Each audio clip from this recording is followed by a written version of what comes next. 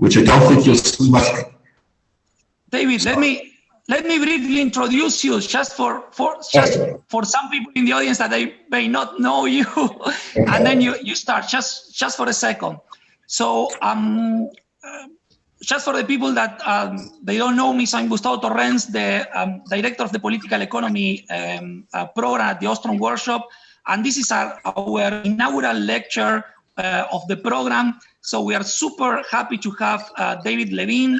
So David's contributions are amazing in different fields, general equilibrium, game theory, intellectual property rights, and political economy.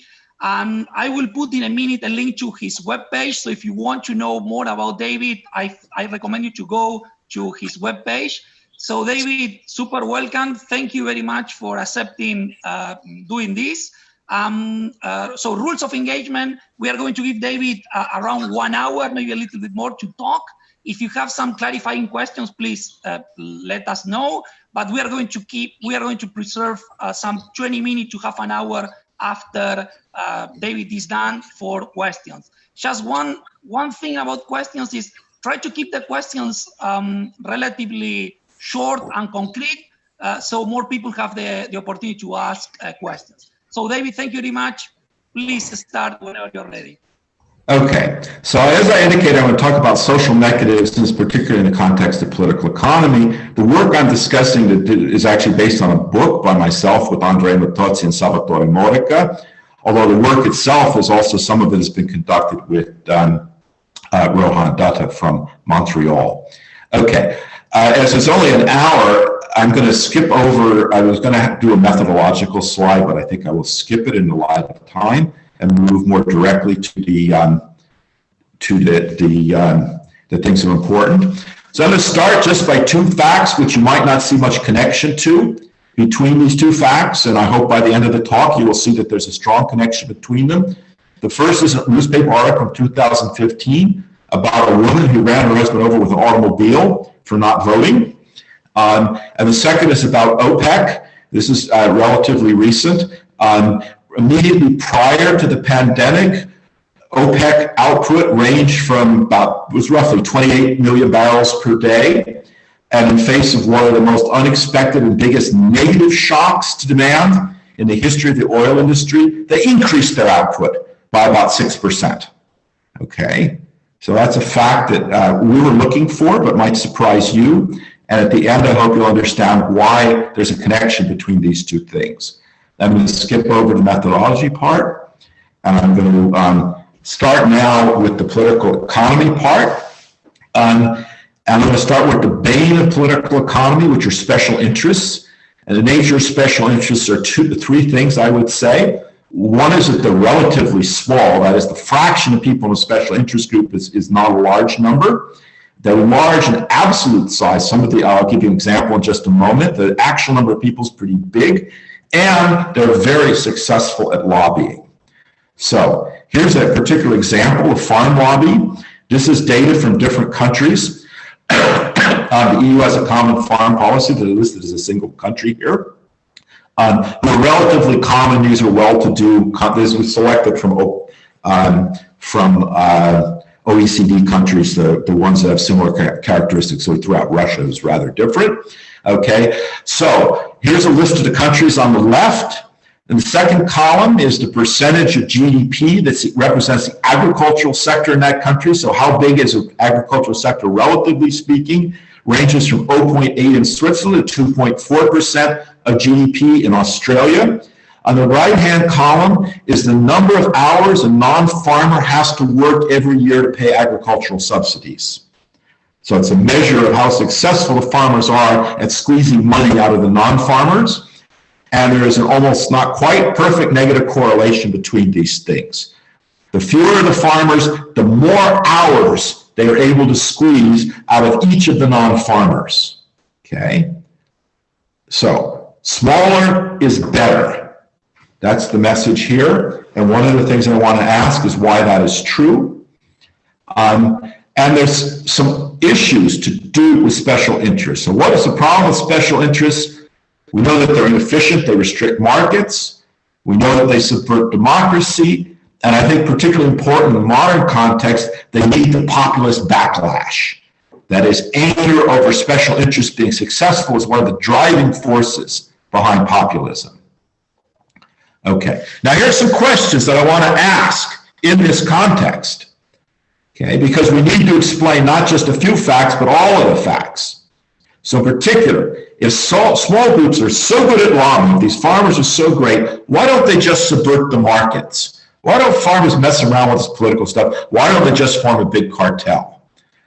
If they can't do that, we don't need to bother with antitrust. If they do that, well, come on, antitrust isn't going to work against a million farmers. Okay. Now, what's even more striking is some small groups, or large groups, possibly in absolute size, some groups actually are successful at subverting markets. So special interests, trade unions subvert markets very effectively. They form cartels. Very good. Now, if these small groups are so good at lobbying, why do they win the lobbying game, but they don't win elections? Okay, very rare to see the farm lobby be voted into office. There are some exceptions. For example, the United States teachers' unions are very good at winning elections, even though they're a very small percentage of the electorate. Okay. Finally, if small groups are so good at lobbying, why are minorities discriminated against? These are small groups. Transsexual, relatively small number of people identify as being transsexual, and yet they've been discriminated against for decade after decade after decade. Why aren't they as successful as the copyright lobby? Okay, we need to answer these questions. We need to understand why some succeed and some fail. Okay, very good. Now, what is it that political groups do? Lobbying groups, political parties, what do? They raise resources for political contests, for elections, and for lobbying. And every one of these groups faces a free rider problem. And they face a free rider problem because they're big in absolute size. So we've got to explain why sometimes the free rider problems overcome, for example, in the case of politics, and other times, in the case of cartels, we don't see cartels, except for labor unions, of millions of people. But we do see political lobbies of millions of people. Why do they sometimes succeed in overcoming the free rider problem, and why do other times they fail in overcoming the free rider problem? Okay. So now I want to talk about social mechanisms. The idea of social mechanisms is based on the following observation, that groups are good at using social incentives to solve free rider problems. And so good, in fact, it would be great if it wasn't true, and that lobbying groups couldn't overcome their free rider problems, and therefore special interests weren't so successful. Okay, I want to just go through a little bit of the history of this, because the theory I'm going to talk about is not a new theory. It's grounded in a long literature, goes back to Coase, who was one of the first people to argue very strongly with lots of examples that small groups are good at solving free rider problems. Olson made the observation that small groups are much more effective than large groups, what I showed on the farm lobby slide, but frankly, I don't think Olson had much of a coherent theory. Coleman, a sociologist, talked about the use of social capital to overcome free rider problems, and his view is very consistent with the view that I'm going to take here. Townsend actually used mechanism design theory to explain risk-sharing arrangements in Thai villages, and I'm going to be following, in a technical sense, Townsend. Now, I particularly want to come to Ostrom, for whom this lecture this series I gather is dedicated, because she not only says that small groups are good at solving free rider problems, which people had said before that, she said how they do it. And they do it by using monitor and social incentives, particularly ostracism, but other forms of social incentives. Here is the crucial fact. Ostrom's theory scales. The kinds of incentives that Ostrom talked about that are used by small societies that she studied to overcome free rider problems work for large groups as well as for small groups. Not all kinds of incentives do, but these kinds of incentives do. And it makes sense because we know that these large political groups, political parties, they turn out voters. They overcome the free riding problem. Okay? So, I'm going to talk about a very simple, basic, stylized problem that we're all familiar with, about raising resources in the face of a free rider problem. And here I'm going to have the Ostrom mechanism, and I'm going to use the Townsend formality mechanism design theory. So we're going to talk about a group. This group has members I. Each group member chooses an amount of public good to produce. They produce at unit marginal cost, and they face a capacity constraint. The average output of the group, we'll call that X bar, we'll say that the group is producing a public good, so that each group member gets a benefit W X bar that depends on the average. Think here if you want of a very large group or continuum of individuals. So the utility of a group member is what they get from the group average minus the cost of their own contribution. Very standard and traditional public good problem. In this context, I now want to add Ostrom, crime and punishment. So I'm going to say that a group can establish a target level of output, a social norm, fee, and receive a noisy signal about whether a group member respected the social norm or not. So 0 will mean you're good and you respected the social norm. That is, you produced fee, what you're supposed to do. And 1 means bad, you failed to respect the social norm. If the social norm was respected, that is, your output is equal to the social norm, then there's a probability, nevertheless, of a bad signal. There's noise in the system, pi greater or equal to 0. If you violate the social norm, you don't produce the amount that you're expected to produce, the probability of the bad signal is a different amount, pi 1, greater than or equal to pi. And of course, for this to be useful in any way, pi 1 actually has to be bigger than pi. When the signal is bad, the group can impose a penalty. Think of ostracism. You're not allowed to have dinner with people or attend meetings or whatever. A utility penalty of P that's imposed on anybody that has a bad signal. P is endogenous. The group gets to decide how much to punish people with bad signals. So the mechanism, the social mechanism, has 2 components. One is the choice of the social norm, and the other is the choice of the penalty. Very simple model. This is the Ostrom theory. So this is the theory. Social mechanisms for group behavior. What is capital P? Capital P is the woman that ran down her husband for not voting. The social norm is he was supposed to vote. He violated the social norm, and she punished him. Now, that was a bit extreme, to be sure, but it is a rather striking example. Okay, so now we go to Townsend. We're going to talk about incentive compatibility in this context. So the goal here of the group, they're good at solving public goods problem. This is the public goods problem they face. They want to maximize the utility. They have all have identical interests, homogeneous group. They want to maximize welfare minus cost, minus the cost of punishment. What is the cost of punishment? The cost of punishment is due to the fact that even people that adhere to the social norm get bad signals with some probability pi. So it's a social cost. Some people are punished on the equilibrium path. That cost is pi times P. Now, this has to be done subject to an incentive constraint. The incentive constraint is people have to prefer adhering to the social norm to deviating from the social norm. So what is the incentive constraint? On the left-hand side is the utility you get if you adhere to the social norm. You get the average utility, you get the welfare from the average output, minus the cost of your own contribution, which is the social norm, minus the expected cost of punishment, which you bear your share of along with everybody else. If you deviate, if you produce other than the social norm, you still get the common good, you still get the benefit of the public good, W of phi. You pay a different cost xi because you're contributing other than phi, and you have a higher chance of being penalized because by violating the social norm, you increase the chances of a bad signal from pi to pi 1, so the cost to you is now pi 1p rather than pi times p. So, of course, that should be maximized over xi, and it should be pretty obvious, right? What is the maximum on the right-hand side? Don't produce the public good, produce 0, okay? So that's the incentive constraint. Very good. So it's useful to break this problem into 2 stages and talk about the cost of providing the public good. So suppose we're given a target fee. We want to hit a particular target. It might be a good target, it might be a bad target. We want to hit that target. that what we want to do is we want to minimize the cost of punishment for achieving that target. That is, we want to make that target incentive compatible at least punishment cost. And the punishment cost is the on path, it's pi times p.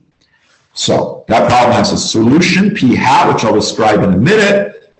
And there's two different sources of cost of hitting the target phi. One is the direct cost. You actually have to pay for the output. That costs you phi. That's d of phi, the direct cost. Then there's a monitoring cost, m of phi. What's the monitoring cost? That's the punishment cost. That's pi times p hat, where p hat is the least cost solution to the problem. The total cost of hitting the target phi is just the sum of the two. It's d plus m. And so we can think of the problem then as maximizing w of phi minus c of phi. That's how we choose the optimal target. So first we minimize the cost of achieving a target. That gives rise to a cost. Then we maximize welfare, which is equal to the output value minus the cost of achieving the output target. Okay. Hope that's clear to people. I don't see questions. Gustavo, I think you're in charge of letting me know if there's questions. Yes, David, so I will let you know, and people also can use a raise hand if they have clarification questions. So far, super clear. Good, thank you. All right, so what is the monitoring cost? This is really the key to the whole game. And the monitoring cost is the product of two things. So let X be the optimal deviation against phi. That is, if you're going to deviate, there's some best deviation to make. That is, if you weren't going to be punished, what would you most like to do? In the continuum public goods game, what you'd like to do is produce zero. If this is a finite public goods game, you might like to produce a little bit because they would affect the average, but let's just stick with zero. So a social norm is going to be feasible. What needs to be feasible? First of all, the signal has to be meaningful. It has to be actually possible to punish people with greater probability they deviate than if they don't deviate. So you certainly need pi 1 bigger than pi. What in that case is the optimal incentive compatible punishment? It is what? It's the difference between the most utility you get from deviation minus the utility that you get from phi, right? So you get some gain to deviating. That's u of x minus u of phi.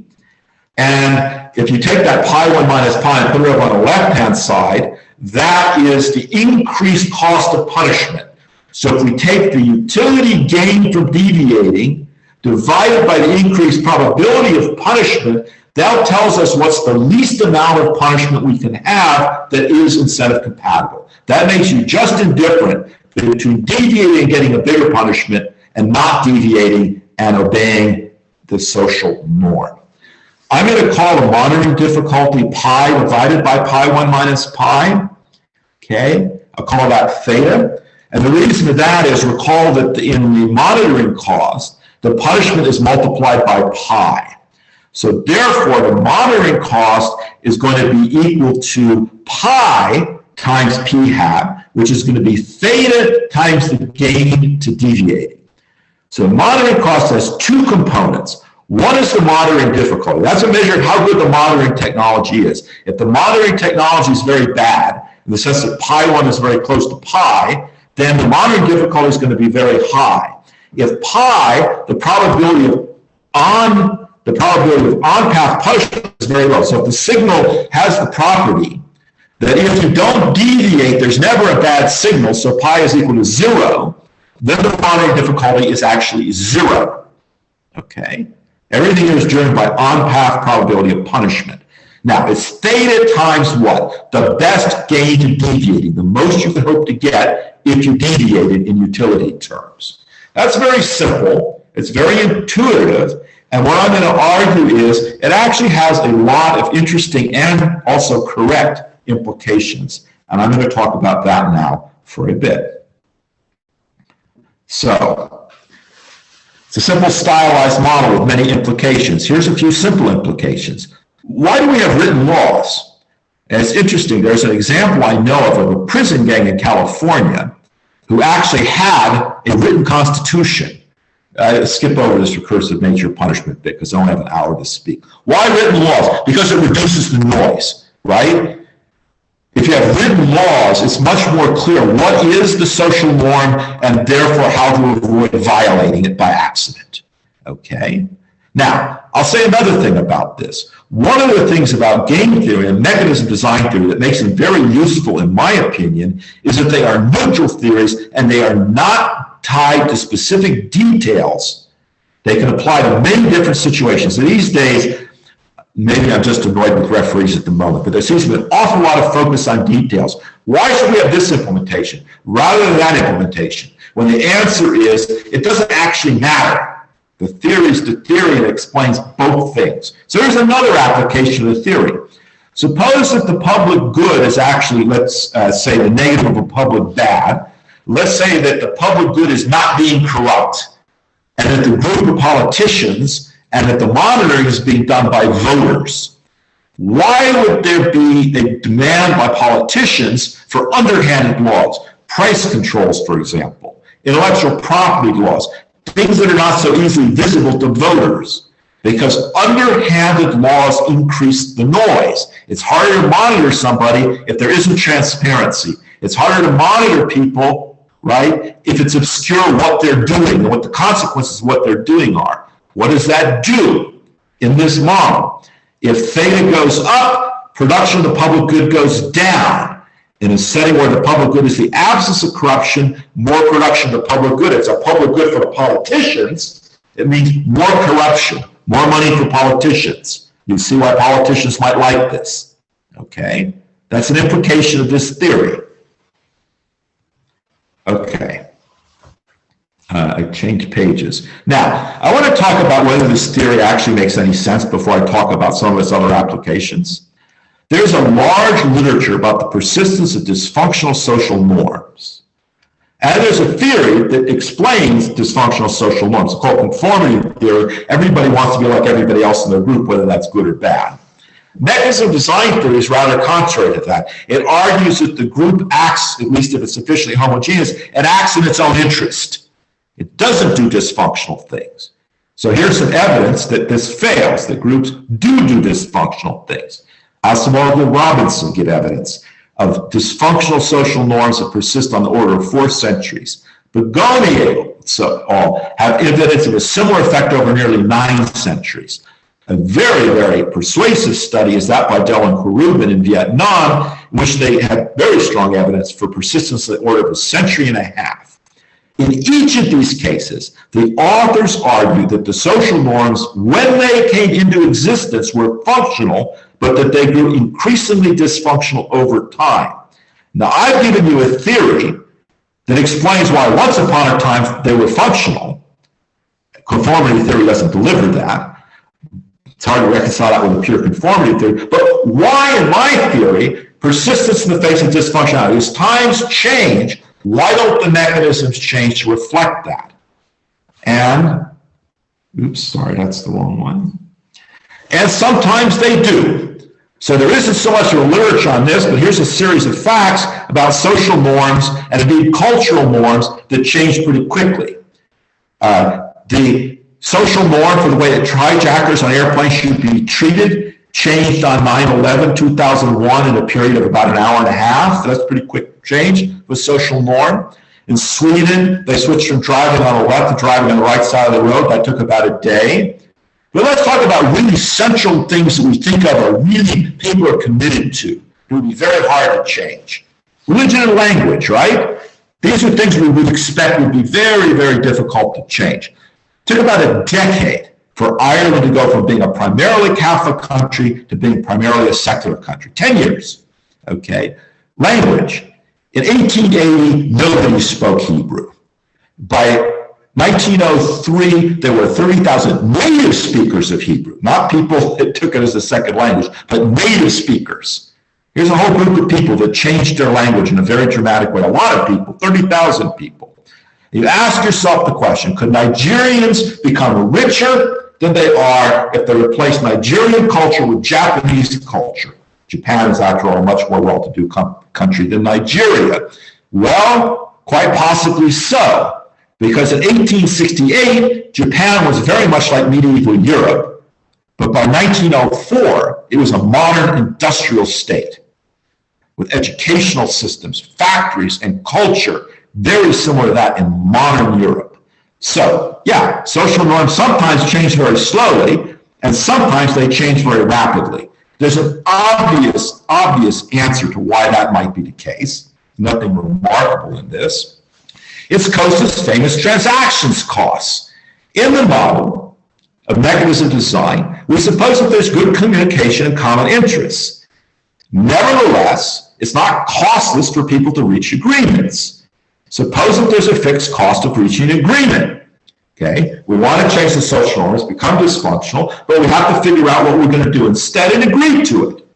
We get an effect similar to the menu cost effect in macroeconomics. We don't get change initially. Prices are sticky. Norms are sticky. It's costly to change them. There's a fixed cost.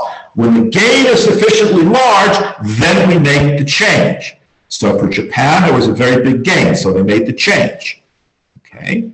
Now, in the Vietnam case, we actually have data about this. In Dell and Perubin, they estimate that the difference between the more functional and the less functional social norm is about 33% standard of living. That seems like a plausible number that the fixed cost of changing the entire culture might be on the order of 33% of income. So I think that this is consistent with that idea. Okay. Now, I want to talk about OPEC. Okay, I promised you OPEC. Nothing I said so far should surprise you, at least I hope it doesn't surprise you. I hope maybe this one does.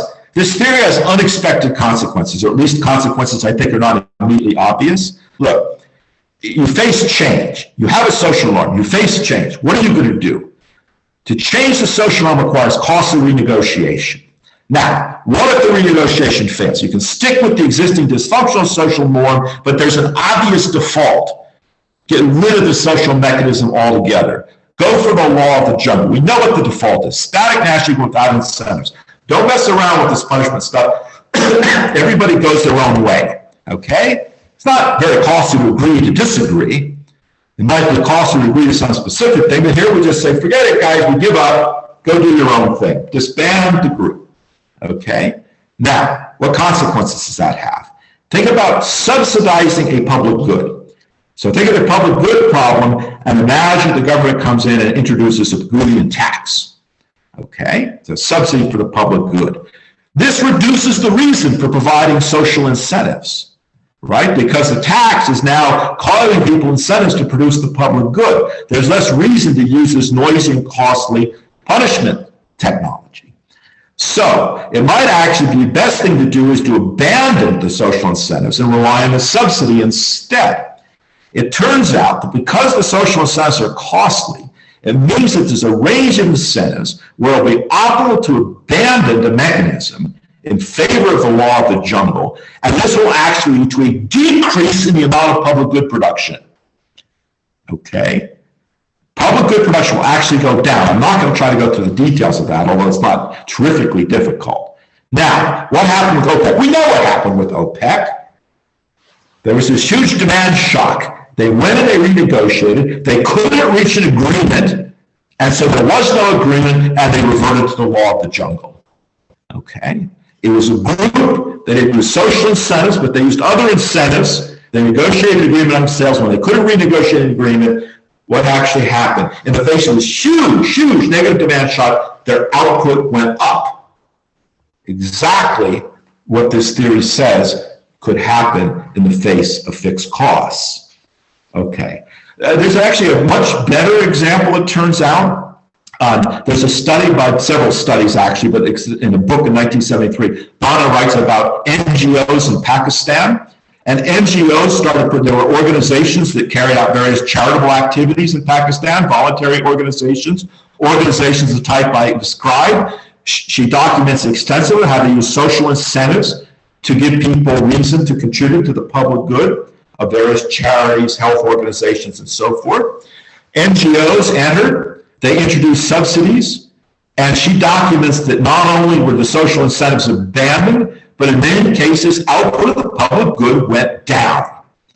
Okay, the NGOs came in, they subsidized production of the public good, and public good production decreased, and She gives extensive evidence that the reason for this is because the social incentives that were being used to maintain a voluntary effort were abandoned.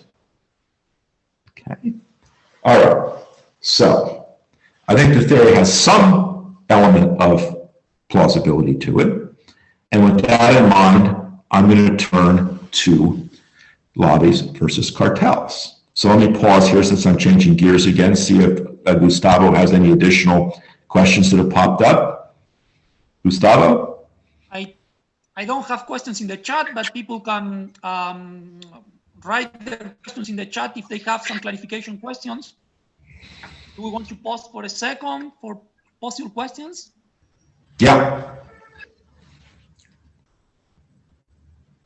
Okay, well, let me go on. We have Dean has a question. So I think Dean Luke has a question. Dean, you should go and ask the question. Are the participants able to unmute? Oh, probably he's. So can you write your question, Dean, in the chat if you are mute or unmute?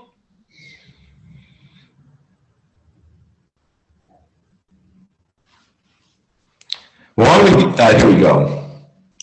Okay, let me read the question here. Yeah. So, okay, So, is there a relationship between? Yes.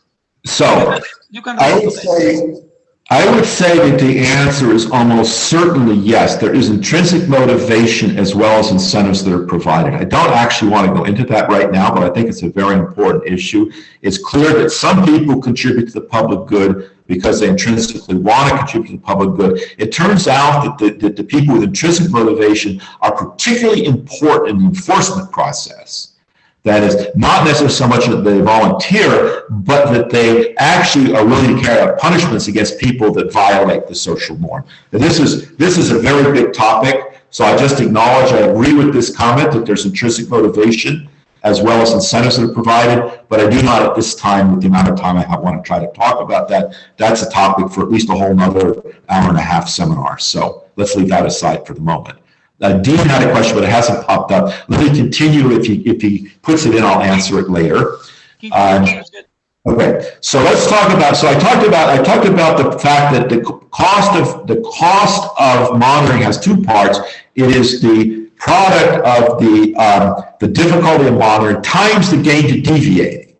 I just talked about the cost of monitoring component. Now let me talk about the gain to deviating component.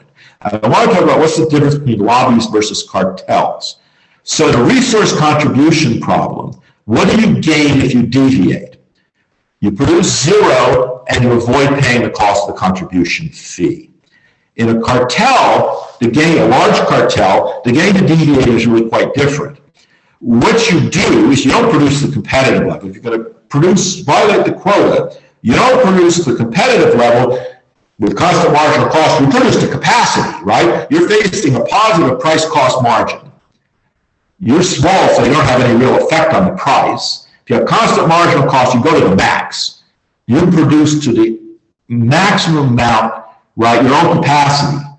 So the gain to deviating is proportional to X minus is the price-cost margin times your capacity minus the quota, okay? Now, what is the implication of that? If the capacity constraint is weak, the incentive to deviate is large, and the cost of monitoring is large, and there will be little provision of the public good. So here's this is a stylized thing about a couple of industries. So in the manufacturing industry, I think the monitoring cost is actually pretty low. It's not that difficult to tell whether your rivals are really producing a lot or a little bit. But the capacity constraint is really quite high. If I'm in the manufacturing industry, I want to ramp up my output. It's not that hard to do. Maybe I go to a second shift. I go to overtime. I hire another factory to get a few more workers. It's not that difficult for me to ramp up my output. So what does that mean? Low monitoring cost means, yeah, you should be able to contribute to a fundraising for public good contribution of lobbying, to a lobbying effort. So we do. Indeed, we see manufacturing firms lobby. But for the most part, large industries, lots of manufacturing firms do not form cartels. I'm not going to go into the evidence of that. We have looked at that. Now, let me contrast to the workers in manufacturing plants for voter monitoring costs is also pretty low. It's pretty easy to tell if the guy working next to you on the assembly line is working too hard or not. But the capacity constraint for workers is pretty binding, right? I can't bring two of you to work to provide twice as much output. I work a little bit harder, a little bit less hard, but my ability to change my ramp my output up is actually pretty low. So low monitoring cost says that these labor unions should lobby, but it also says that they should form cartels. And indeed, we see unions being much more prevalent than manufacturing firm cartels. Now, let's go to hairdressers. Hairdressers, the monitoring cost is pretty high. Hairdressers are scattered all over the city. It's pretty hard for a hairdresser to tell whether a hairdresser across town is producing a lot of output, working double time, cutting twice as much hair. Capacity constraint is pretty low. Hairdressers are like plant workers. There's only one of you. You can work a little harder or not, but you can't increase your output that much. But the banging thing here is the monitoring cost. With high monitoring costs, you're not going to lobby, and you're not going to form a cartel. And indeed, service industry lobbying is much, we have data on this, is much less common than plant worker, manufacturing worker lobbying. Okay? So, see, this basic, very simple idea seems to cover a fair number of different facts. I'm going to skip over this why antitrust competition thing is. That'll just lead to endless discussion and we'll never get finished. So pretend I didn't write that on the slide. Okay, fine. I've talked a lot about a model where we have an intensive margin. We talk about output per person. But in a political setting, the extensive margin is also very important. Not how much will somebody participate, but who will participate. This is particularly the case in voting, whether you vote or you don't vote, right? You don't vote a little bit or a little bit more. Well, maybe in some states you do, but that's another run. Yes, the slides are already online. This is the answer to the question about the slides being provided later. Gustavo actually has the link. So I've talked about the intensive margin in the political setting. I should talk also about the extensive margin. Okay, and in doing so, we should recognize the heterogeneity, for example, participating in voting. It's not equally, if you're in the hospital, it's really costly to participate in voting, right? If you don't have a job and nothing to do during the daytime, maybe it's kind of fun to go to the polling place and hang out. So the cost of participating in voting is quite different for different people. So previously I looked at common costs with continuous output. Now I'm going to look at private costs with discrete output. Why private costs? Because your participation cost is something you know, but other people perhaps do not have such a good idea about. So in particular, I'm going to start with a very standard simple model, the Palfrey-Rosenthal voter participation model. So this is the link for the slides. So in this model, there are group members. The groups here correspond to two political parties. I'll start with describing one political party and then come to a contest between two. You draw a type, which is private information, uniformly on 0-1. You could not vote, contribute zero effort at zero cost, or you can contribute a single unit of effort, participate, and your participation cost, I'll just say, is linear in your type. So C0 plus YI, where YI is your type. C0 here could potentially be either positive or negative. It's obvious why it could be positive. That says that the lowest cost person has a positive cost of participation. Why could it be the case that the lowest cost person might have a negative cost of participation?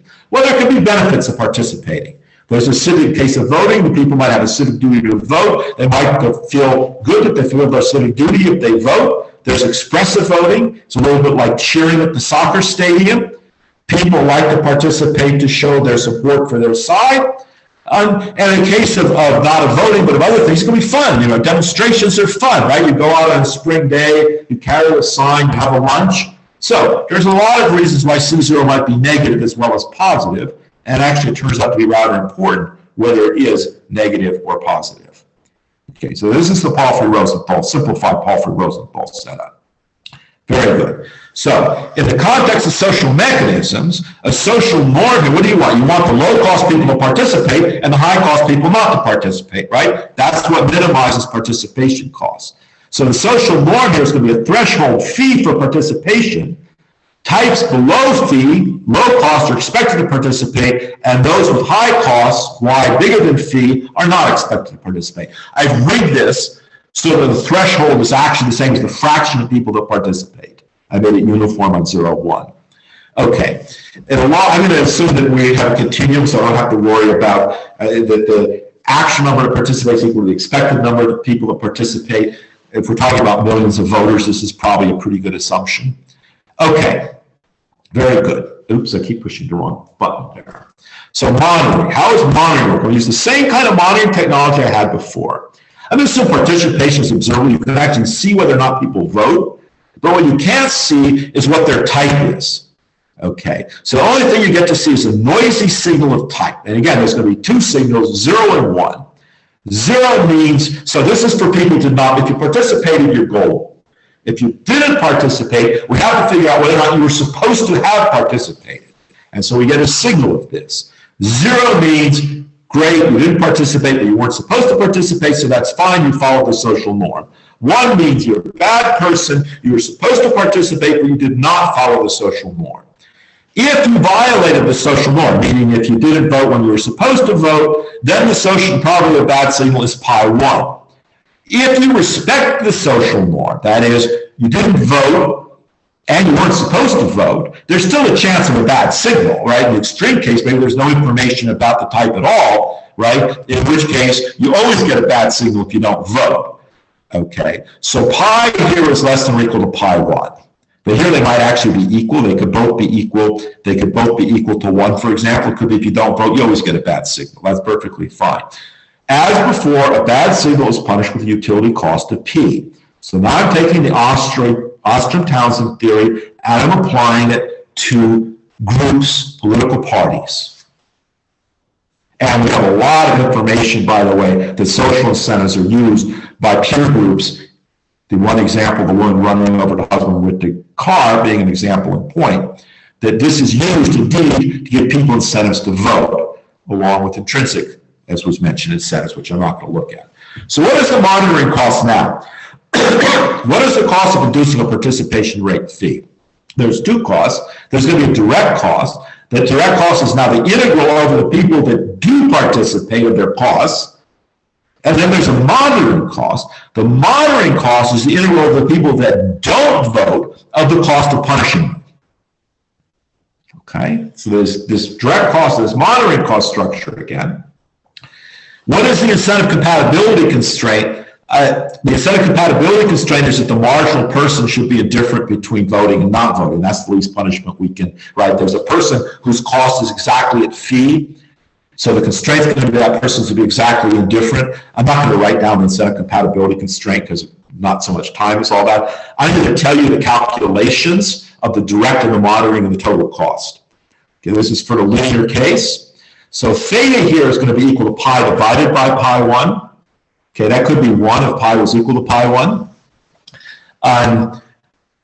The direct cost is just 1/2 phi squared. We're integrating a linear function. Oh, sorry. I'm just going to do this calculation for C0 equals 0 to avoid a lot of notation, just so you know. This is just for C0 equals 0. I'll tell you what happens when C0 is not 0 in just a second.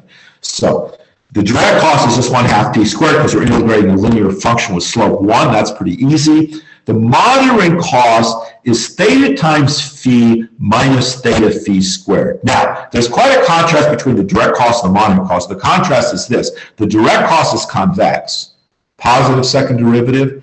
The monitoring cost is concave, negative second derivative. Why is it? That's a very general feature. The monitoring cost is good. These two features are general features. Why do we expect the general cost, the direct cost to be convex? Because we bring in the low cost people first. So the marginal cost of bringing people in is rising. Why is the monitoring cost concave? Because if nobody, right, if participation is 0, there's no monitoring cost, there's no incentives to provide. If participation is 100%, everybody voted and there's nobody to punish, and once again, the monitoring cost is 0. So the monitoring cost is 0 at 0 and it's 0 at 1. It's positive in between, and that doesn't necessarily make it concave, but it makes it pretty concave-ish, right? Okay, so that's a fairly general feature. Now, So now we add the two together to get the total cost, and we're interested, as it turns out, in whether that total cost is concave or convex, and it just obviously depends upon theta. If theta is small, low monitoring difficulty, that favors convexity. Now, I'll tell you some other fact, but I'm not going to prove this here. If C0 is positive, that also favors concavity. So positive cost for the least cost person favors concavity. Negative cost for the least cost person, that is, it's a good thing, it's fun to do, that favors convexity. So in particular, when is it, see if I can scroll down a bit, when is it that we have favorable for concavity? High monitoring cost and high participation cost, that is, C0 big and theta big, that's what favors concavity. Now, why do I care? Why do I care? Now I'm going to talk about political contests. Okay, so a little bit of game theory finally. Okay, so I'm going to talk about political auctions, two groups, a large group and a small group. The relative size of the groups, they add up to 1, is A to L is the big group, which is bigger than the small group, which is A to S, which is bigger than 0. And they compete for prizes worth the same amount to both groups. So think about this as whoever wins the election gets the jobs in the political sector, or they get whatever the prize is of winning. But it's the same to both. So the participation rate for group K is a fraction of members, phi K, between 0 and 1. That's how many people turn out to vote in your party. Both groups, I'll say, I'll make everything even here. Both groups have the same monitoring technology and same participation cost rate. So the cost of participation is given by C of phi K, where that's the same cost function for both parties. So what is the actual participation level? The participation level, which is in effect your bid, is equal to the fraction of people who turn out times the size of your party. So a small party turns out 100% of its voters is going to turn out fewer voters than a big party that turns out 100% of its voters. So it's the product of the two things. What is the cost going to be? The cost per person is C of phi K, but of course, this has to be multiplied by the size of the party, A to K, because that's how many people you have to pay the cost for. Okay, so that's an expected, C is an expected cost per person, A to K is the number of people. How does the contest work? It's voting. Whoever gets the most votes wins. So there's going to be an all-pay auction in the case of voting. Whoever has the highest bid wins. They get V. There's a tie, not likely. There's a tie, they split the prize. In the case of lobbying, so we're talking about participation in a lobbying effort, it might be a second or even a first price auction in the case of lobbying, but it turns out that doesn't really matter because there's something, I'm going to say this very briefly, it's called the Tripartite auction theorem, and it says for utility purposes, it doesn't matter whether we have an all-pay auction, a first price auction, or second price auction. So I'll talk about all auctions at once. And all of these auctions are determined the following way. We calculate for each of the parties a willingness to bid. So this is the most that you would bid to get the prize for sure. So V is what you get if you get the prize, minus A to K times C of BK over A to K is the cost of the bid BK. So the willingness to bid is going to be the biggest bid, right, that gives you a positive surplus. That is going to be the bid that causes this to be equal to 0. Okay? Now, it's also the case there's a resource constraint here. So it may be you cannot bid more than your size of your party. I'll come back to that. Okay, so your actual willingness to bid is the minimum of the size of your party and BK computed from this formula. All right. Here's the theorem. The party with the highest willingness to bid is called advantaged, and the one with the lower willingness to bid is called disadvantaged. The disadvantaged party gets a utility of 0. The advantaged party gets the difference between, think of the second price auction, you understand this perfectly, gets the difference between the value of the prize and the cost of matching the most of the other disadvantaged parties willing to bid. So you figure out what's the most the other party be willing to bid, how much would it cost you to bid that amount, subtract that from the value of the prize, that's the surplus that goes to the advantaged party. It's very obvious in the case of the second price auction. It's also true, but less obvious in the case of the all-pay auction. Okay. There is a difference between all-pay and the winner-pays auctions. And the all-pay auction, the equilibrium has to be in mixed strategies. The outcome has to be uncertain. In the title, I said something about why pollsters are wrong. That's why pollsters are wrong, because regardless of how well they measure things, there has to be at the end uncertainty about effort provision. Otherwise, this is just needed for equilibrium. So it has to be intrinsic uncertainty, whatever the pollsters do about the outcome of the election. Otherwise, there's no solution to the game of effort provision by the two parties. Okay, who is advantaged? I'm going to write, this is the equation for BK. I've just written it in a funny way. On the left-hand side is the cost of the BK over 80K, which is phi K. That's the cost of your turnout. I divided that by BK over 80K. So that's your average cost. So what does this say? To compare the same bid between the two different groups, the large group and the small group, the cost of that bid, the left-hand side of this thing, is the average cost. The bid's the same for both of them. Whichever one has the lower average cost, whichever, let's say it this way, whichever one has the highest average cost is going to hit V sooner, right? If you have a higher average cost, you're going to hit V sooner as we start increasing the bids. So we look at your cost as a function of the bid. It's going up for both of them, but it's higher for the one with the higher average cost, so they hit V first. They are disadvantaged. The lowest average cost is advantaged. Now, I spoke about concavity and convexity. You wonder why on earth is he talking about this? This is why. If the cost function is convex, then we have increasing average cost. What does that mean? It means the large party that provides a lower fraction of its voters for a given effort level will have lower average cost for the same bid than the smaller party. So convexity favors the large party, and concavity does exactly the opposite. With concavity, we have decreasing average cost. The small party, which produces a smaller fraction of voters to achieve a particular bid, right? A higher fraction of voters to achieve a particular bid will have lower average cost than the large party, and they will be advantaged. Now, remember, there is a constraint. No group can bid more than A to K. If the prize becomes valuable enough, the willingness of the small party to bid will exceed A to K, and that constraint will bind. At some point, the prize will be high enough that the large group will be willing to bid more than the small group is able to bid, and suddenly they will be advantaged. So what does this tell us? It says that if the large V constraint will bind on the small group before the large group, and therefore the large group will be advantaged. What does this tell us?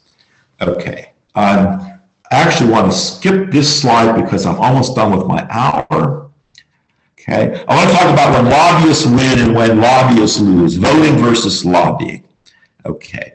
So, lobbyists win when the small group is favored. When is the small group favored? When there's high monitoring costs and when there are medium stakes. Okay, why medium stakes? Well, the low stakes aren't so important here. If the stakes are too high, then the resource constraint binds on the small group and they're going to lose. So, what about elections? In elections, there's broad issues. There's big stakes. That goes against the small group. In lobbying, there's narrow issues and there's small stakes. That goes in their favor. Okay. Now, one message from this is that the small group, if it's going to be successful, has to avoid being too greedy. If the small group is setting the agenda for lobbying, they want to avoid asking for too much. Because if they ask for too much, they won't get it. The large group will step in and take it away from them, even in the lobbying. And this happens. I don't have time for examples because I'm out of time. There is more to this. C0, right? Bigger C0 increases concavity and favors the small group. What happens if we just make it more difficult to lobby? We make it difficult for the large group and the small group, both to lobby. That increases C0. Making it more difficult to lobby helps the small group at the expense of the large group. So there are a lot of proposals going around saying the solution to the problem of special interests is make it harder to lobby. And I'm here to tell you that will help the small groups. Okay, and I think since my hour is up, I should probably stop on that note.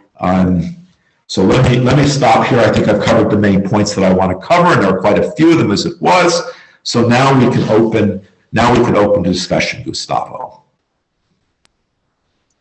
Great, David. So thank you very much. If we have questions, so you can write it in the chat or speak up. Are they able to speak? Can they unmute in this webinar format? Is it possible for them to do that? Oh, I'm not quite sure. It might be the case that the only option is to write in the chat. So feel free to write it in the chat. I think David will see it, I will see it, and we will read the questions for everybody. So Gustavo, you go first to give a chance to gather the thoughts. I think I have a question. So it's it is not possible to unmute people. Okay. So everybody use the chat if you have a question. Just type your question in. We'll read it out loud and then respond to it. Yes, that's good. So sorry, I didn't know that you didn't have the options of directly asking questions. So please write in the chat, and we are going to read it. So while we wait, David, I have a question for you. Do you want to go and answer this question? So it's you were about to make some connections with populism. I was particularly interested in that connection. So do you want to talk a little bit about that? Okay.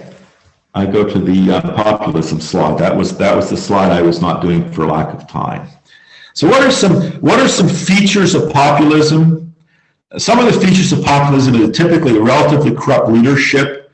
They often discriminate against minorities, and they often pay a lot of money to lobbies. So let me ask the following question. Suppose you're trying to profit from a bidding war. Suppose you're a politician that comes into power and you'd like to make money, and so you want lobbies to bid against each other. How should you choose the prizes to maximize your profits? And the answer is there's two different kinds of interest groups. There's groups that want money. Now, think about money as it's a fungible prize. If I get a monetary prize, I can use the proceeds of the prize to pay the politician. So smallness doesn't hurt me so much for a fungible prize, right? Even though I'm very small, if you give me a bunch of money, you give the money to me, I can use it to pay the politician, right? No big deal there. What about groups that want civil rights? That's a non-fungible prize. If I win civil rights, that doesn't increase my ability to pay politicians, right? So we look at it, a small group has fewer resources, they're less able to pay politicians. I'm not going to go through the details now, but in an agenda setting model, it turns out that for things like civil rights, where there's no transfer payments involved, the large groups always get chosen, they always pay the politician. And for fungible prizes, it's the money group, the fungible prizes, the small group always wins. So what are you supposed to do? You're supposed to cater to the large group by suppressing the minority, and you're supposed to cater to the small group by giving them money, right? Well, that's a pretty good description of what populists do. Now, there's a bit, and indeed, minorities certainly do get rights, but if you look historically about minority rights, they're lobbying, it's not so much that they lobby directly, it's that they persuade the majority to join them in the effort. And you can see this over and over again, right? So you take gay rights, for example. If you track the polls, right? It's when we're getting close to a majority of people who favor gay marriage, that gay marriage becomes legal, right? Now, majority is way more. There's certainly a lot of gay people, but nowhere near a majority. People who were supporting this were people who weren't gay, but became convinced that gay people deserve the same rights as everybody else. So it was persuasion. Right? So if you're a small group that wants civil rights, right, your tool should be persuasion and not direct lobbying. If you're a small group that wants money, your tool should be bribery and not persuasion, right? So here's one thing about populism. There's another thing about populism as well, which is this backlash against, I go back to the previous slide, this backlash against lobbying, right? One of the things that populists speak to, if you ask me about populists, I say the things that they complain about are real things for the most part, right? you tell me the populist critiques, I have a hard time saying, no, populists, you're wrong about these things. Really, everything's going great. I think they do a pretty good job of pinpointing things that people are mad about and rightfully mad about. I don't find myself disagreeing much with populists about their diagnosis. It's just that the cure that they propose often seems to be much worse than the disease. You go through the history of populism. I just read a really interesting paper that looked at the history of populism and the impact that it had on economic activity, which was pretty negative. It's a very broad-based study of 100 years of all countries in the world. So populism, I think, is pretty bad, but that's because of the prescription. It's because they don't combat the disease the right way. So if we don't want populists, maybe we should solve the reason for populism. So if we could diminish the impact of special interests so they weren't so influential. So when they complain about special interests being influential, I'm not here to disagree with that. I can give you lots of evidence, I did, for farm lobbies that they are influential, right? So how do we do that? Well, here's one answer. Make lobbying easier, right? Not an obvious answer, but make lobbying easier. This would make it harder for special interests, okay? But make it harder for special interests, it would make it less likely that we would see populists. I could say other things that aren't perhaps so obvious as well. I go back to another, since I have time, nobody putting in, do we get any questions in here? There are some questions. You got a question. So let me do that next. I'm just going to go back to a slide that I had. In case I have time, I'll talk about that. I don't see where it was. Just let me find one slide and then I'm just going to leave that slide up. Okay, let me read the question. Is there a connection between your model of social incentives and the Feddersen-Sandroni, Feddersen-Sandroni group utilitarian model? Yes, there is. So I can describe exactly what the connections and differences are. So in the case of zero monitoring costs, they're actually the same model. Their interpretation is different. They interpret this as something that's done in people's heads, where we interpret it as something that's done through collective action. But the actual models are formally identical, provided there's no monitoring cost. That is, in their model, people just work out what's the best thing to do for the group and they do it. That's equivalent to the group working out what's the best thing for the group and doing it in the absence of monitoring costs. Now, there's actually one other feature of the Feddersen-Sandroni model, and that's that people are willing to do the right thing only if it doesn't cost them too much. That's not in this model. This actually is related to the issue of intrinsic incentives. An interesting thing to do is to introduce people who have intrinsic incentives as well as people that don't. And then we get to also the Sandroni-Feddersen feature that people will do the right thing only if it doesn't cost them too much. Because intrinsically motivated people presumably will do the right thing, but only if it doesn't cost them too much. So yes, there's a strong connection with that. Now, what Feddersen and Sandroni do not have is they do not have this small group effect. Why not? So the small groups cannot be advantaged in their setup. And the reason for that is very simple, because in their setup, there's no monitoring costs. There's only direct costs. With only direct costs have to be convex. And with convex costs, the large group has to be advantaged. Okay. So that's what monitoring cost brings into the picture. That's missing in Feddersen and Sandroni, but the models are quite compatible. I don't wish to argue that we're somehow overturning Feddersen and Sandroni. On the contrary, I would argue that we're sort of providing a more nuanced version of Feddersen and Sandroni, extending what they've done in effect. Could you give an example? Question related to the previous question, I think, David. I see the question. Can you give an example or intuition for how making lobbying easier would make it harder for special interest groups? Sure. So the problem is this. Why is it that, if you look and think of any kind of lobby you want, farmers are 3% of GDP. There's very few farmers. There's a lot of other people. The resources of the non-farmers greatly exceeds the resources of non-farmers. What is it that's preventing the non-farmers from getting organized and saying to the farmers, enough, we don't pay your subsidies? They can pay the politicians more money. They can they just have way more resources. What prevents them from doing that? It's the concavity part, right? It's the fact that to organize this large group of people, you have to pay a fixed cost per person in effect. monitoring cost or some other form of fixed cost. So to organize 1 million people, I have to pay the fixed cost 1 million times. To organize 100,000 people, I have to pay the fixed cost 100,000 times. Now, if we lower the cost, right, to the what we really want to do is lower the cost to the non-special interests. But if we lower the cost of both of them, we lower the cost of the non-special interests. If we can lower the cost of the non-special interests, for example, it's your civic duty to lobby as it is your civic duty to vote. If we can lower the cost to the non-special interests, then they will step in sooner and overturn the special interest by outbidding them, right? Now, one way to do that is we try to target who the non-special interests are and lower the cost just for them. But a much more straightforward way is just lower the cost for everybody, and that will make it easier for the non-farmers or the non-intellectual property or the non-whoever it is to fight against the special interest in lobbying or in voting. So that is the reason why. I will give a chance for a follow-up if that wasn't clear. Does that help? Brian, I think you asked this question, so any follow-up? Brian? Okay, helps. And we have another.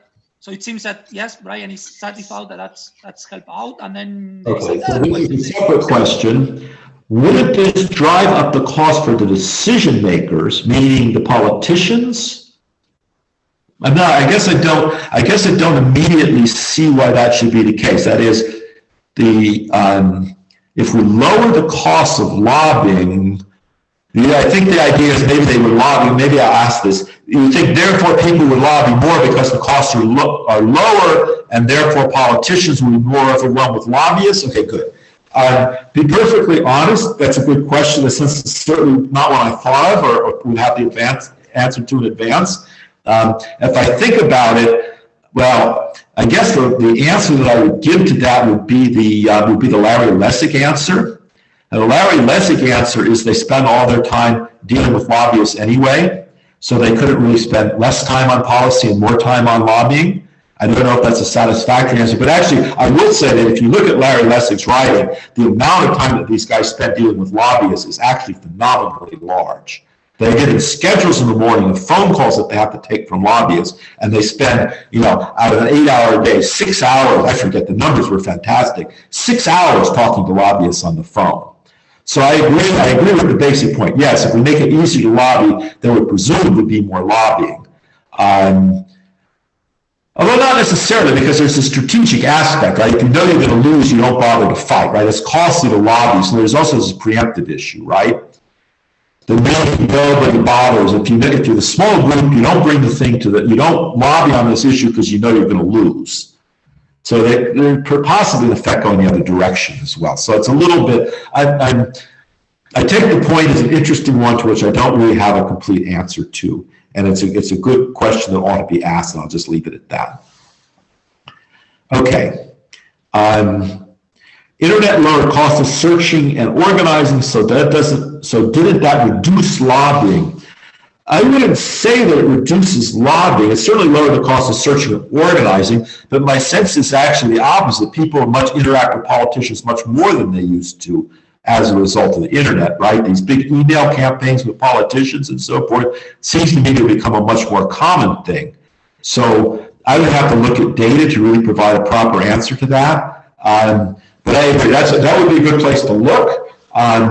Maybe that brings me to voter turnout slide that I wanted to talk about, because while it's not directly reduce the power of special interests. That's it. Yes, I agree with that. That ought to be the case. So I follow. Yes. So the internet lowered the cost of searching and organizing. So that ought to reduce the power of special interests. It certainly increased the number of special interests. Whether that reduces the power of individual special interests, I think is difficult to say, right? So I think we would agree that the number of special interests has probably gone up. There are more groups that are organized than ever before, as far as I can tell. I would say in some sense having more groups is more representative of the general interest than having few groups. But again, I think we'd have to look at data to really be able to measure this well. And I must say that something in the model that is not present, we have to use something like a Grossman-Helpman model where there's actually many different special interests, and then we'd have to look at entry of additional special interests. And I can't see clearly through how that would work where there's different number of special interests as well as, right, we could talk about increasing the number of special interests as well as increasing or decreasing their influence. And that's a good point, however, because of course there is this issue of entry is an important issue. Right, and if that were to go the other way, then lowering the cost wouldn't be such a great idea. Okay, I'm seeing not a follow-up, so let me continue on this vein with something I do know about, which is monitoring costs and turnout. So one thing that's observed is the relationship between monitoring costs and turnout. As you would expect, higher monitoring costs means there's less turnout overall by all the parties. And so one of the things that's been observed that there have been various measures introduced to make it easier to vote, and they've actually decreased turnout rather than increased turnout. And then the common element that they have is while they've lowered the direct cost of voting, they've also made monitoring more difficult and thereby increased the monitoring cost of voting. So I would say a couple of things here. So for example, I think in the UK, they tried allowing people to vote in supermarkets. There was increased use of mail voting, I think, in Switzerland. In both cases, with the rather perverse effect that voter turnout went down. And I would argue the potential explanation for that is that while, so if you make, obviously mail voting is much easier, it's much more difficult to monitor whether you voted or not, or whether you fulfilled the social norm or not. You get this little sticker, saying you voted, but the thing is, you actually have to send the vote through the mail to get the sticker. When I got my absentee ballot, it came with the sticker saying you voted. You're not supposed to put the sticker on unless you vote, but who could tell? I put the sticker on. Maybe I didn't really have the sticker on the back of my box here, but maybe it's all fake. Maybe I never sent my absentee ballot. Maybe I just stole the sticker, right? Okay. Also, there's this issue of a long-term decline in turnout. And I think what possible explanation has been offered for this by political scientists is that this is related to social networks becoming more sparse. Social networks are more sparse, monitoring is more difficult. So I use as my example in the UK, there's the Tories and Labour. The Tories, are the aristocrats, and they used to be in their clubs, right? Everybody knows from the movies, these aristocratic clubs. They all hung out together, so they could monitor each other pretty well. And the workmen who were the Labour Party, what did they do? They hung out too. They hung out in clubs, they hung out in pubs, okay? And one of the things that's changed over the last, 50 years or so, is that this kind of social interaction within these groups is diminished enormously, right? So it's not the case that all the guys in the union go down to the pub together. It is in the union, they all go to the pub together. All the lords or whoever, the aristocrats, all go to the club together. That's kind of very passé by now. And that would reduce the sparsity of social networks that supports monitoring. And that in turn could very easily lead to a decline in turnout. So here's a case where I do have, unlike the case of the power of special interest, which I haven't measured, and I haven't set it against the internet, here's something I actually do know about. Okay, so I'll see now if there's more questions coming up. I don't see more questions, so I have a follow-up with the populism thing. So oops. Something that I was thinking is, what if you use your theory to explain kind of cross-country differences, no? So essentially, one possibility is that when the special interest groups problem is more severe, then you have more chances of ending up in populism. But at the same time, it's also the special interest problem itself more complicated.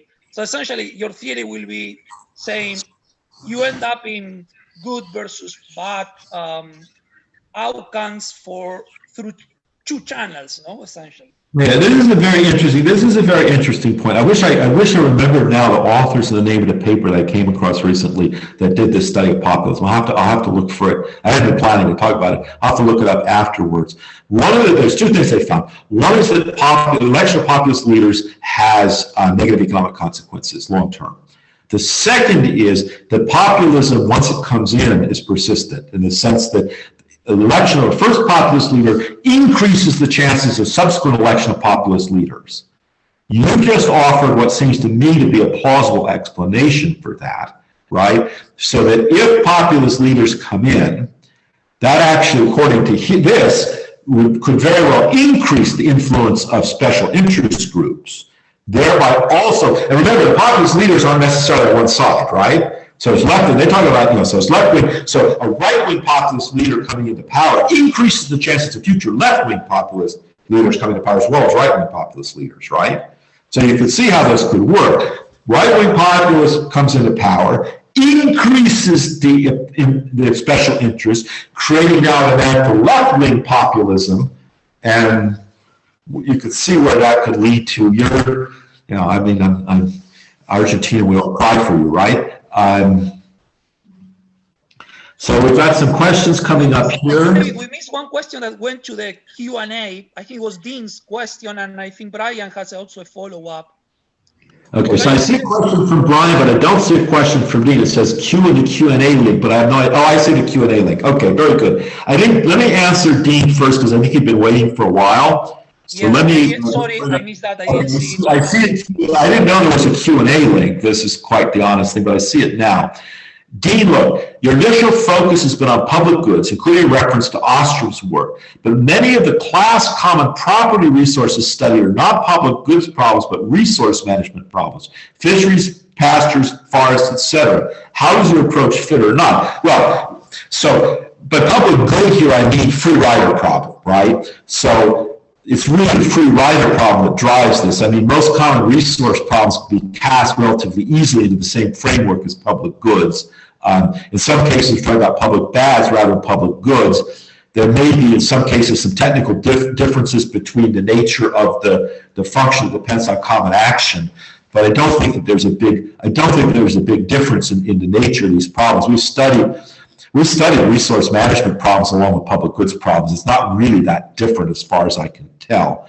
So I don't think there's any issue there. That would be my answer. So I'll give Dean answer live. Oh, I answered live, I guess. I don't know. Done. Okay. That now says answered. I've answered your question. I don't know if I answered your question. I just said I clicked on a button and said I answered your question. Did you want to follow up on that, Dean, or was that satisfactory? I'm looking both at the Q&A and at the chat. Okay, let me go ahead. I did give Dean a minute here. You might want to follow up. Let me go to Brian. Brian said if centrist Republicans, non-populist, are a small group, will this have implications for them? So I need to think that through.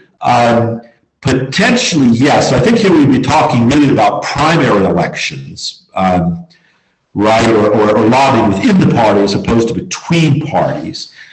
But again, the problem here is the problem of breadth, right? So I go back here if I can to the slide where I talked about when lobbyists win.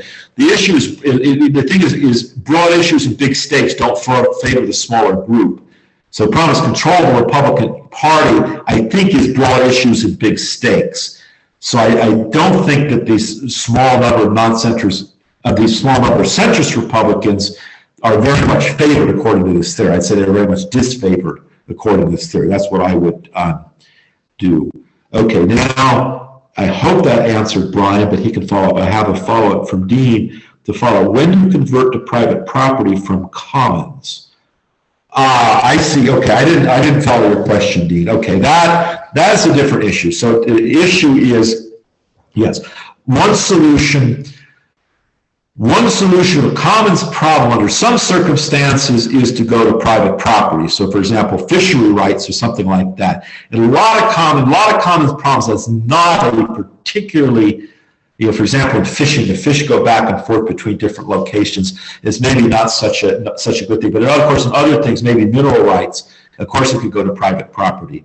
I would have to think. I'll be honest with you, Dean. I'd have to think through the lobbying issues on that. That is a different problem, and it's not one which I've thought through in the context of, I would hope that these tools would be applicable to that problem. That is, the general idea of organization and social mechanism should apply to different kinds of problems, including this problem. without applying it to the specific problem, it's difficult for me to answer the questions. What would this theory predict about when you would convert from private property to private property from commons? So I just have to say, I would hope the theory is relevant without actually knowing how it is relevant specifically. Okay. But thanks, that clarified the question. Thanks, Steve. Okay. I think we're running low. I'm not seeing many more questions here. Gustavo? I'm not seeing more questions. Do we have any? We have, I don't know, 3 or 4 more minutes to final questions, or I can give a couple of minutes to David to wrap up. I would wrap up by saying I really enjoyed talking to you guys. I enjoyed the questions. I hope some of it is a complicated message to get through. I could go back to the slide that I threw out about my being a Luddite. But the goal here is to explain facts well, but to explain many facts well, not just a few, right? And we're actually writing a book. We've written a number of different papers, but it's very difficult, I think. A big topic is difficult to approach with papers because in a sense you lose sight. What I try to do is give you a big picture of the fact that social mechanisms as an idea applies to many different problems. It can have success with many different. I have, for example, talked about laboratory implications, which it does have, right? But I think that there's a lot of things. I think it's an additional tool in our toolkit, and it's a tool that has many applications. I tried to indicate some of the applications that it has. Applications was motivated us to think about it in the first place, particularly. But I hope maybe some of you will be encouraged to think of other applications, problems that you have, that maybe this could be a useful tool also for you to use in studying specific problems and applications. Or maybe you can show it doesn't work. Everything is fair game. Okay, on that note, I'll thank everybody. And I really, particularly you, Gustavo, and the Ostrom program there, for inviting me. And it's great to see you again, too. You're the only one I get to see. Well, I saw David earlier, but... Thank you very much. This, I think, was very, very interesting. So this idea of scaling up Elinor Ostrom's ideas on social mechanisms and, formation of groups and lobby, I think that's very, very interesting. And well, hopefully another time we can bring you here to Bloomington. This is not what I had in mind when I invited you, but it was really great. And thank you very much for the people that follow the talk. And I think the questions were super, super interesting. So just to say thanks to everybody, and it was really nice to reconnect with you, David. Thanks, everybody, and stay safe, and we all wait the day when we're all vaccinated and we can travel and see each other once again. I think those are small children especially, but all the rest of us as well. All right. Thank you very much. Goodbye. Thank you, everybody. Bye-bye.